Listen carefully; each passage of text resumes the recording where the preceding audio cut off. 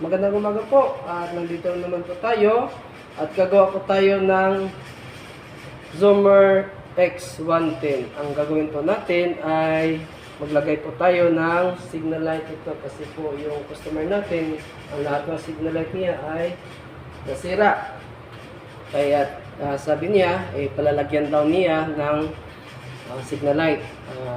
Itong tutorial ko po ay sana po may matutunan sa mga bagong mekaniko dyan. Ituturo ko po sa inyo ang step by step kung paano ilagay yung signal light ng Zoomer X. Please like at subscribe sa aking channel. Sana po may matutunan po kayo ngayong umaga sa step by step na paglagay ng signal light ng Zoomer X. Ngayon po ay bubuksan na po natin yung kanyang sa likuran na bahagi ng motor na Zoomer. Ang aalisin po natin na screw, una po yung dito na screw, aalisin po natin ito, ito,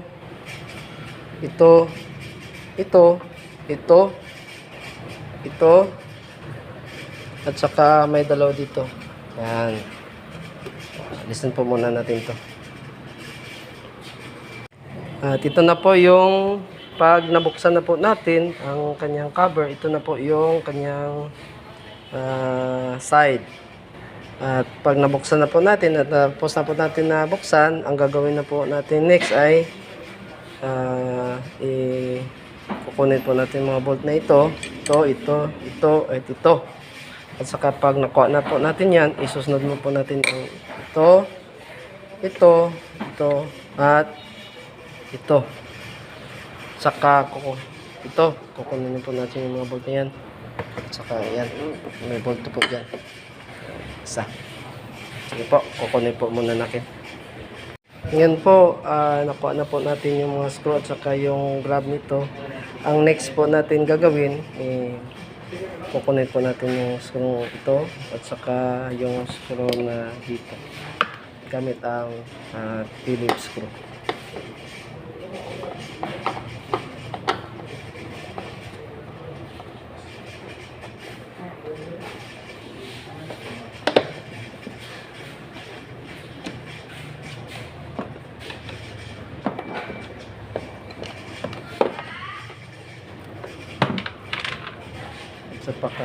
Saka pag nakuha na po natin yan, may screw pa po yan dito sa ilalim.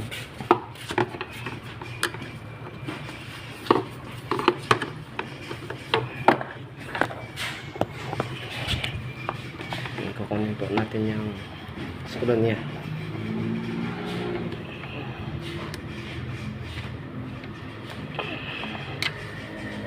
Kukunin po natin dyan, saka ito na po. Screw po yan dito sa ilalim.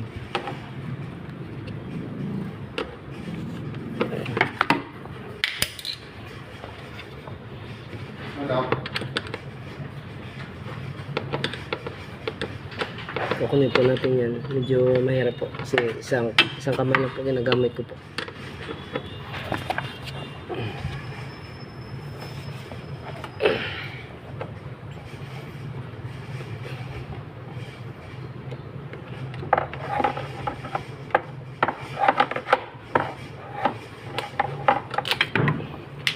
May screw din po ito dito. Kukunin, alisin po natin to.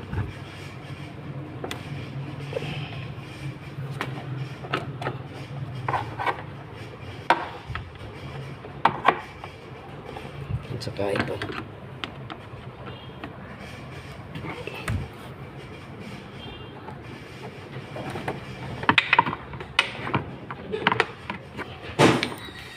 Ayan po, inalis na po natin yung mga screw niya. Ang gagawin po natin ay kukuha po tayo ng flat screw at medyo aalisin po natin ito. Medyo may katigasan po. Ayan.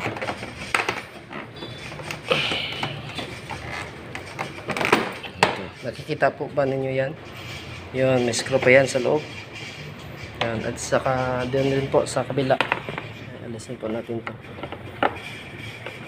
May screw rin po yan sa loob.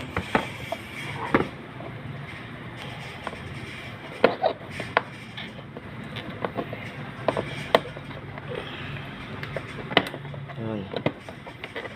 Yan, screw niya. Alisin po natin yan ng screw. Gamit ang Phillips screw. Yan po ay nakuha na po natin yung bolt niya at saka bolt dito. Alisin na po natin ito. At least po medyo hinahinay na po. Yun. Sa loob niyan ay may bolt pa rin. Yan sa loob. Kukunin po natin yung bolt niya. Doon. Sa loob po ito. Kita ko po yan.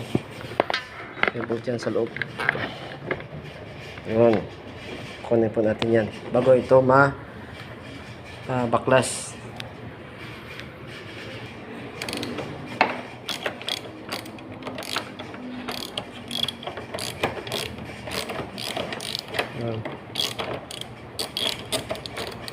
Mga nasa 10 mm na po na socket yung gagamitin ninyo sa pabaklas nito. Ayan, baklas na. Saka yung isa pa.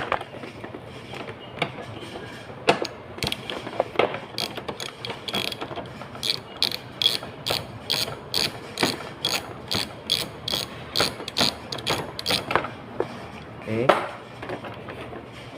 Okay na.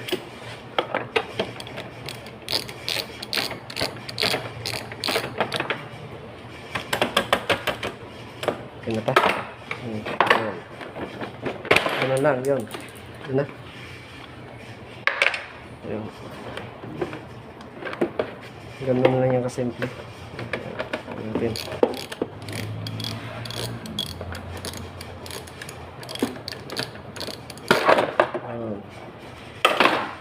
Okay na.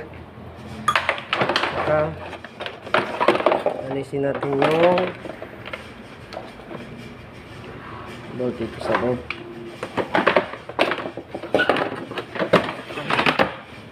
Yan. Ito, alisin natin ito. Saka ito.